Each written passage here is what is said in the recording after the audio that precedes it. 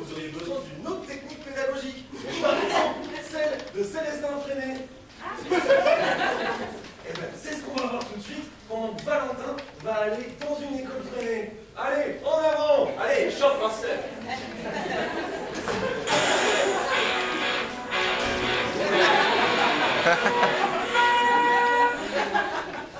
Célestin Freinet est un pédagogue né en 1896 à Garces, une petite commune des Alpes-Maritimes. Cette région est à l'époque très pauvre et profondément rurale. Et il arrive qu'enfant, Célestin Freinet se mue en berger à certaines occasions.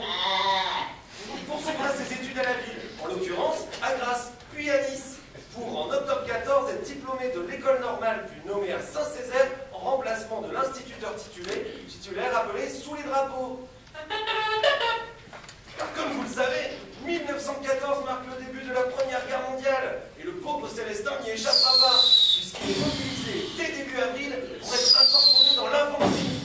Il participe 2 ans plus tard à l'horrible boucherie qui était l'offensive du chemin des dames où, touché au poumon, il est gravement blessé et restera à l'hôpital jusqu'à l'armistice.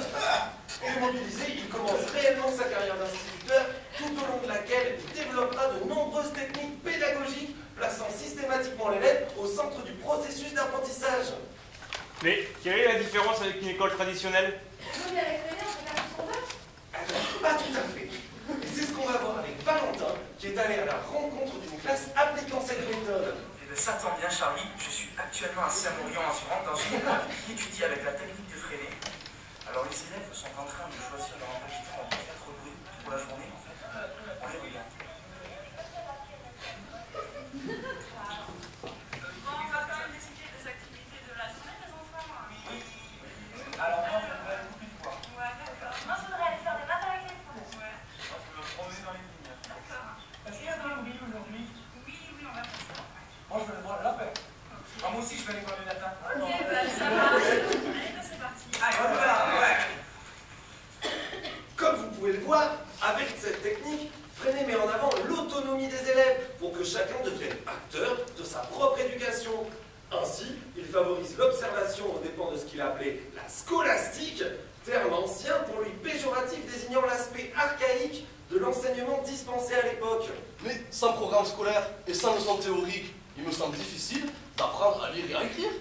Évidemment qu'il y a un programme scolaire, mais il est appliqué autrement.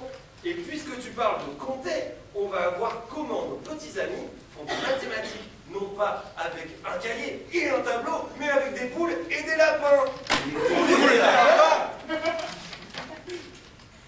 Oui, Charlie, je suis actuellement sur place. Les élèves sont en train de travailler dans le poulailler, on va pas faire trop de bruit. Je vois Cindy et Benoît à côté, on va aller voir ce qu'ils sont en train Allez, de faire. combien de tests 3,5 kg. Ah, alors, 3,5 kg, donc pour calculer son granulé, il faut prendre 2% de son poids. Donc, pour nos maths, si je ne me trompe pas, on doit trouver 2% de 3,5 kg.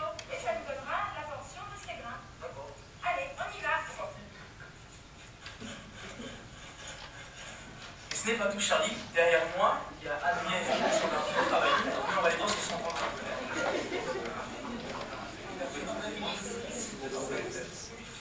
En fait, on est en train de compter les œufs du jour. On va les vendre après. Sachant qu'on les vend par douzaine. Et que la douzaine est à c'est 10 francs la douzaine.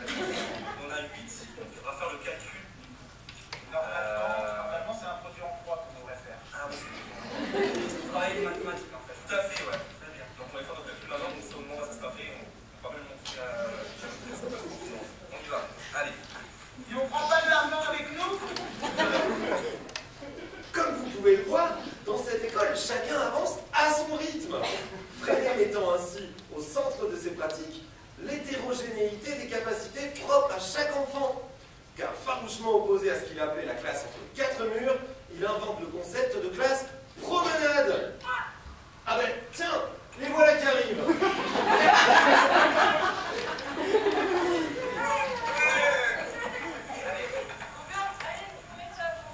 Nous sommes actuellement dans les vignes. Alors Alicia, la maîtresse, qu'est-ce que tu fais? Je travaille ici.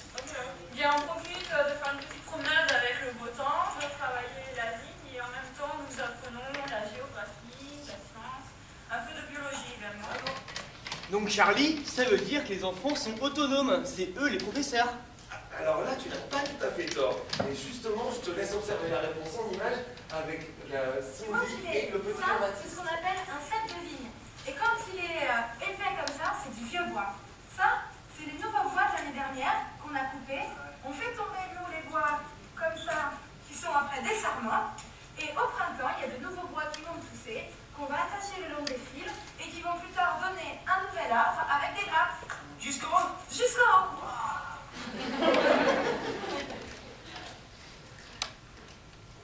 C'est bien beau d'apprendre les maths, les sciences et la géo, mais faut apprendre à lire. Ah ben, là encore, Célestin Freinet aura une approche originale de la chose, privilégiant ce qu'il nommait l'expression libre par l'imprimerie.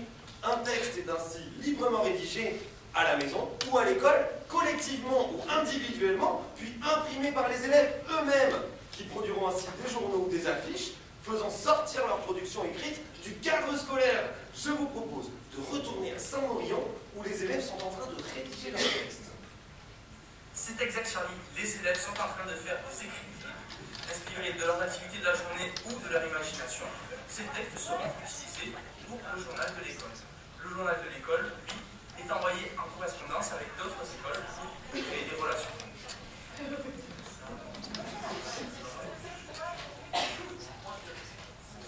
Non, tu as une faute là. C'est ER à la fin. Voilà, et là c'est terminé maintenant, tu vas pouvoir faire ton auto-évaluation. Mais Charlie, c'est quoi l'auto-évaluation? Mais c'est quoi ça? C'est les élèves qui se notent tout seuls? Alors, c'est un peu plus compliqué que ça. Persuadé qu'une évaluation identique à l'ensemble d'une classe était inutile et contre-productive, mettant ainsi en compétition chaque élève, il préférait un système de test passé au rythme de chacun et matérialisé par la suite par un code de couleur gradué de blanc à noir, un code similaire aux ceintures des arts martiaux. Mais il y en a beaucoup des écoles Freinet? La technique Freinet est aujourd'hui pratiquée dans de nombreux pays par des enseignants regroupés au sein de la Fédération internationale des mouvements de l'école moderne.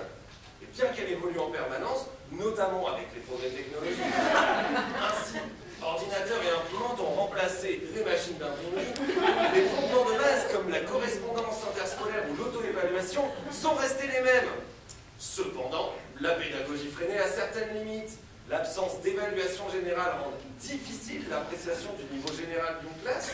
Il paraît également compliqué d'adapter de telles pratiques en tout lieu, notamment en milieu urbain.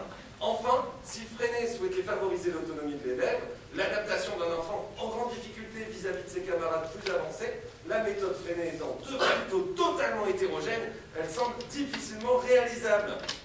Bien qu'il ne fasse pas l'unanimité, Célestin Freinet fut l'un des grands pédagogues du XXe siècle. Rêvant d'une école où les enfants heureux pourraient parfois barboter dans un bassin en riant, il révolutionna la conception de l'enfant au sein du processus d'apprentissage. Et surtout, en souhaitant non plus que le maître assène une vérité abstraite à un élève reproduisant machinalement une leçon édictée, mais au contraire, en suscitant l'intérêt et la curiosité du sujet, afin de lui donner envie de savoir quand, comment, combien et surtout pourquoi. C'est ainsi qu'il avait pour habitude de dire qu'on ne peut pas faire boire un cheval qui n'a pas soif.